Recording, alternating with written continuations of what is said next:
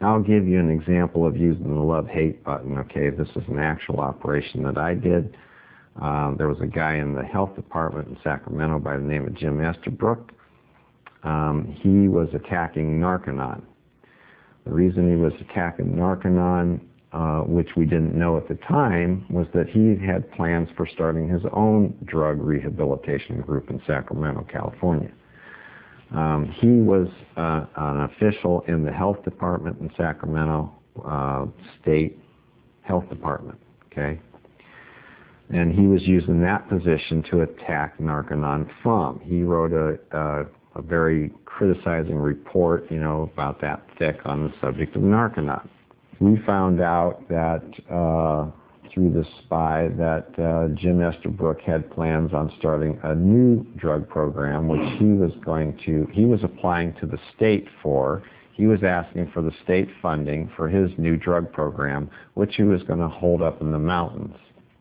One day, me and my right-hand man took a drive up to the mountain community where this was going to happen. Okay. We picked up a couple of teenage girls that were hitchhiking on the road. We went swimming in a river with them that day. Just got in communication with these two teenage girls, and while we're driving them up to, after we went swimming, we're driving them up to where they live. And I said, by the way, what if people don't like up here, right? I'm working the hate button, see? And they say, well, we hate hippies, right? So I go, okay, you guys hate hippies. In fact, she tells me the story. She says, I'll show you how bad we hate hippies. There's a guy up here that owns 2 houses. He lives in one. The other one's vacant. Some hippies moved into it. He came over with gas cans, poured it on his own house, and burned his own house down. That's how much we hate hippies. So I go back down to Sacramento. I recruit about 6 to 8 Scientologists. These are all guys. And I say, you don't take a bath for a week, you don't shave for a week, and at the end of that week, they did that, right?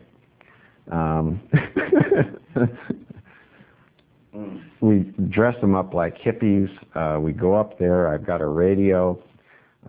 They have a radio. I have them wait outside of town. They're in some hippie-looking dumbass van, right?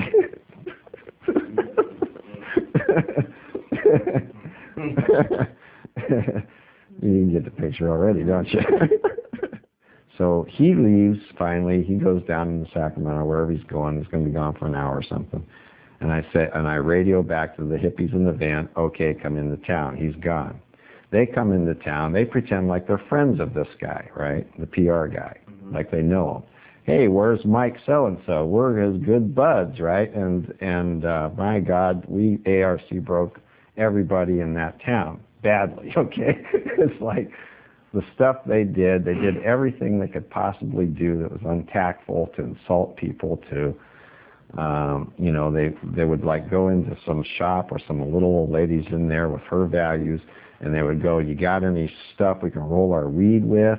You know, kick the dog, grab the girls' asses, you know, everything you could think of, right? Oh my God. Insulting people, and all under the making them think that they were friends with this guy. They knew about the drug program. They were going to be part of this new drug program. And isn't it going to be wonderful when we have this drug program up here, because all of these people like us are going to come, and we're going to be smoking dope and getting your kids to smoke dope, and it's going to be a great time, right? Well, that went on for about 10, 15 minutes, and that town was terrorized when they left, you know.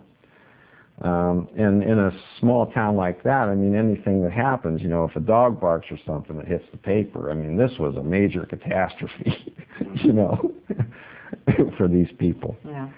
So they said, there ain't no way in hell we're having a drug program up here. And all this guy did was go down to Sacramento for an hour. Yeah. Well, he got back. He came back in an hour, and this town is up in arms, man. They're ready to lynch this sucker, right? So anyway, we let it go for a week, I recruited another agent who was a girl. I sent her up there to go sit in the bar. And they're still talking about this. All those damn hippies, you know, no, they're not coming up here, right? A week later. So she says to them, which, you know, I told her to say to them, why don't you guys circulate a petition up here and send it to your congressman, okay, and tell them you don't want no drug program up here, which they did, right there on the spot. That's a good idea. Yeah. Yeah. Here it is. Let's make the petition right now. They did it. They all signed it. They sent it to the congressman. The congressman got wind of it. And in fact, they phone called and, you know, and they just raised a big stink. And it killed the whole drug program. They called up Estabrook and said, you ain't getting no money for no drug programs. Wow. Okay.